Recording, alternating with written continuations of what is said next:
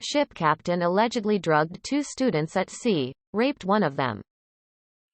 A cargo ship was sailing across the Atlantic Ocean when the captain summoned 2 young U.S. Merchant Marine Academy cadets to his room and gave them each a drink. Shortly thereafter, the students started feeling like something was wrong. Unbeknownst to them, their boss had spiked their drinks, according to a previously unreported complaint filed by the U.S. Coast Guard. Once they were incapacitated, the captain raped one cadet and attempted to sexually assault the other, the Coast Guard alleges.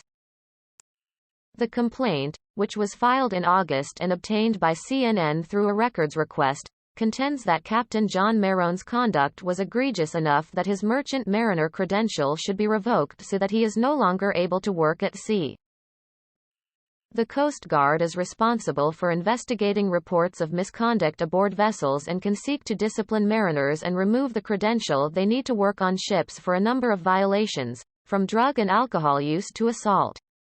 But agency records show that attempted actions against mariners' credentials for sexual misconduct are rare and slow to occur. The Coast Guard said in a statement that it initiated its recent investigation as soon as it learned of the cadets' allegations in 2021. It said the agency's criminal investigations arm also conducted 2 separate probes, but that they are not being pursued for prosecution by the Department of Justice and are closed. The DOJ did not comment. Marone and his attorney did not respond to CNN's requests for comment. He denied the allegations in a filing with the Coast Guard. Marone's case comes at a time when the U.S. Merchant Marine Academy and the maritime industry are already facing intense scrutiny of the rampant sexual harassment and abuse that students say they have faced while working and training at sea.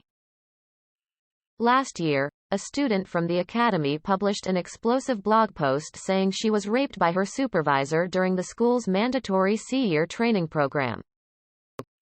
Those allegations prompted outrage in the maritime industry, leading to new reforms and emboldening other alleged victims of sexual assault at sea to speak up.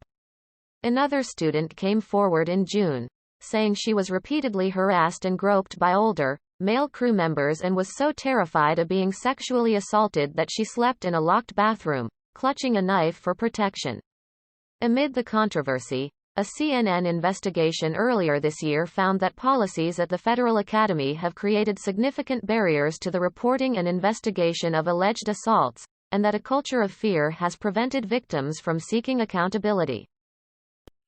While the Coast Guard's complaint did not name the academy that Marone's 2 alleged victims attended, the agency told CNN they were students at the U.S. Merchant Marine Academy.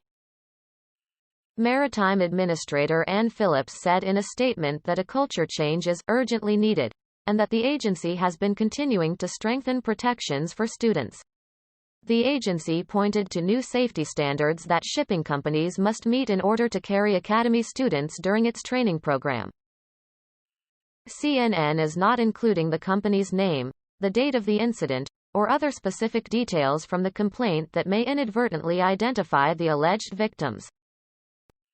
This is not the first time Marone has been accused of rape.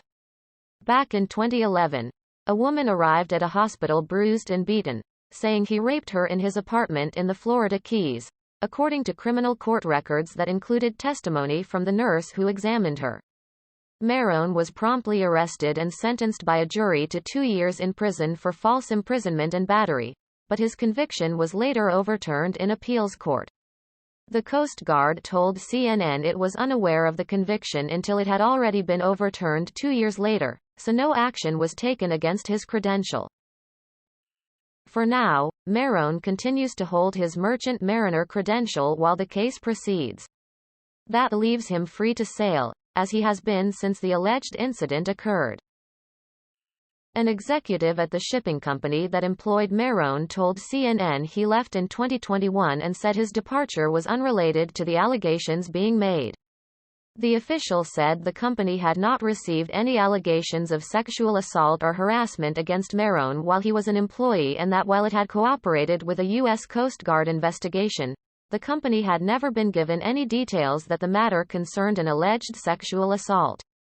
The company said CNN was the first to provide details of Meron's alleged misconduct and that it would work closely with the appropriate authorities and had launched an internal investigation into the disturbing allegations.